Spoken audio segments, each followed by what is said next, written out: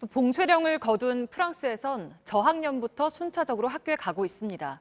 그런데 일주일 만에 전국 유치원과 초등학교 7곳에서 코로나19 확진자가 70명이나 나왔습니다. 이혜원 기자입니다. 프랑스 전역에 흩어져 있는 유치원과 학교 7곳이 다시 문을 닫았습니다. 봉쇄령이 풀리고 등교가 시작된 지 일주일 만에 코로나19 확진자가 쏟아졌기 때문입니다. 교육당국은 선생님과 학생 등 모두 70명이 감염됐다고 밝혔습니다. 다만 바이러스 잠복기 2주를 감안하면 개교 전에 감염됐을 것으로 분석했습니다. 학교 밖 감염 원인과 별개로 학교 안에서 추가 전파를 막는 일은 또 다른 문제입니다. 다시 문을 연 전국 유치원과 초등학교 4만 곳의 재학생 30%가 직접 학교로 나가서 수업을 받고 있습니다. 때문에 다음 달까지 점진적으로 추가 개학을 진행하려던 교육당국의 구상이 상황에 따라선 재검토될 여지도 있어 보입니다.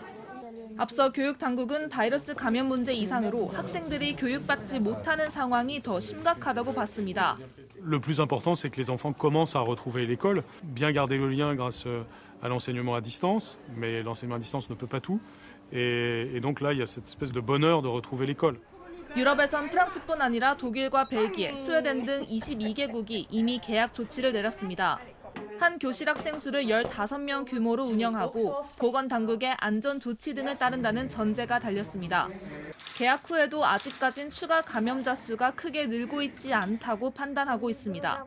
JTBC 이혜원입니다.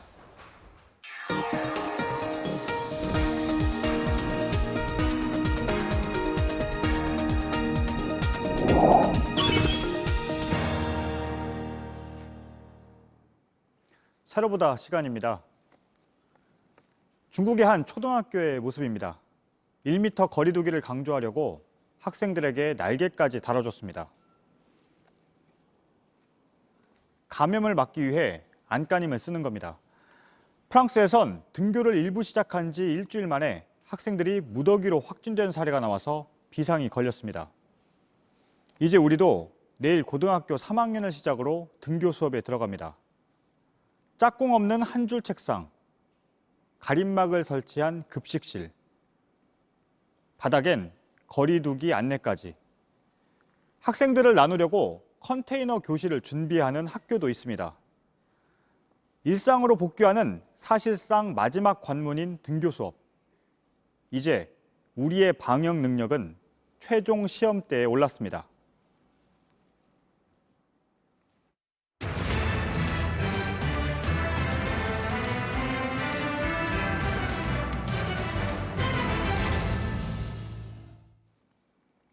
등교가 미뤄진 지 80일 만에 내일 고등학교 3학년이 학교에 갑니다.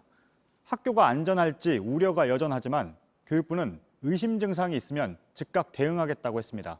강버들 기자입니다. 5차례 미뤄진 등교 수업이 내일 시작됩니다. 대학 입시, 사회 진출을 준비하는 고등학교 3학년은 매일 학교에 갑니다. 나머지는 격주나 격일, 주 1회 등교 등 학교 사정에 맞게 등교 수업과 원격 수업을 병행하게 됩니다. 일단 모아놓고 수업하기로 한 만큼 감염에 대한 우려는 피하기 힘듭니다. 소규모 집단 감염 우려가 여전히 있고 실제 어떤 상황이 학교에서 발생할지 그 누구도 예측할 수 없습니다. 방역 책임을 교사에게 모두 미룬다는 불만이 커서 정부는 신속한 공동 대응을 강조했습니다. 학교 내 의심 증상자는 구급대가 옮기고 검사를 최대한 빨리 하겠다는 겁니다. 고등학교 학생의 검체 또 학교 관계자의 검체에 대해서는 최우선적으로 검사를 실시하고 신속하게 결과를 통보하도록.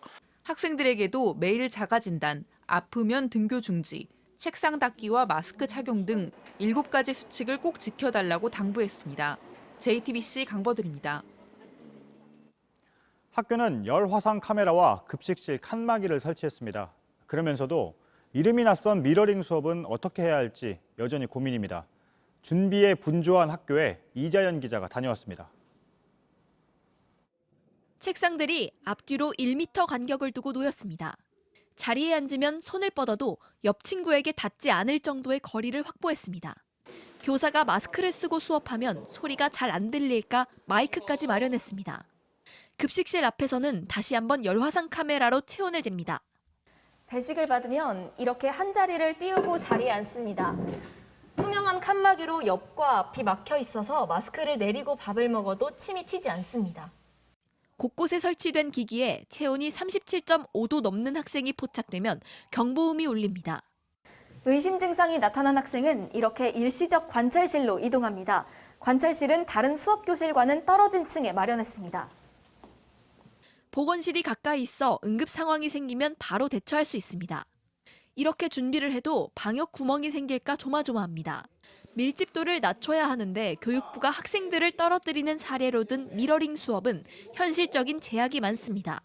카메라를 설치하고 해야 되는데 환송해놓은 게 안 보일 겁니다. 너무 작아서. 선생님 수업하는데 한 사람씩 달라붙어가지고 보조교사가 있어야 된다는 얘기거든요. 교육부가 방역 책임을 학교에만 떠넘긴다며 비판하는 목소리도 나오고 있습니다. JTBC 이자연입니다.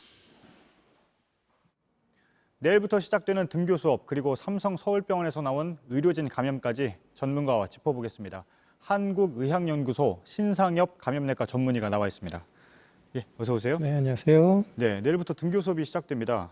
우선 이건 꼭 지켜야 한다 이런 수칙을 좀 꼽아주신다면요. 이제 등교 전에 이제 그 건강상태 질문서가 있습니다. 이제 그걸 이제 확인을 해서 이제 증상이 있는 사람은 이제 등교를 하질 않아야 되고요. 그리고 등교 과정에서는 마스크 쓰고 이제 등교 후에는 손 잘 씻거나 소독제를 하고 이제 그 학교에서는 마스크 사용하고 사회적 거리두기, 발열 체크, 증상 체크를 잘 해주셔야 될 것 같고요. 또 이제 집으로 귀가할 때는 다른 다중이용 시설 들리지 않고 바로 귀가하는 이런 기본적인 것들이 우선적으로 지켜져야 될 것 같습니다. 예. 특히 조심해야 할 장소도 있을까요? 이제 그 학교에서 가장 이제 위험한 그런 장소라고 꼽을 수 있는 게 이제 마스크를 벗어야 되고 또 사람들과 거리두기가 어려운 그런 장소를 꼽을 수 있는데요. 이제 가장 이제 그 위험한 곳이 어찌 보면 급식실과 화장실이라고 볼 수 있습니다. 예. 이제 학생들이 이제 밥을 먹는 급식실 관련돼서는 여러 대책들이 지금 잘 나와 있는 것 같은데 이제 상대적으로 화장실 부분들을 좀 강조드리고 싶은데요. 사실 그 이제 내부에서 이제 뭐 양치를 하거나 세수할 때 마스크도 벗어야 되고 또 이렇게 대기 과정에서 이제 밀접하게 될 가능성이 있는데 그런 부분들을 학교에서 잘 고려해서 미리 이제 수칙들을 마련하고 밖에서 줄 설 수 있게 해주고 그런 부분들에 대한 좀 신경을 더 써주셔야 될 것 같습니다. 예, 알겠습니다. 잘 들었습니다. 한국의학연구소 신상엽 감염내과 전문의였습니다. 감사합니다. 네.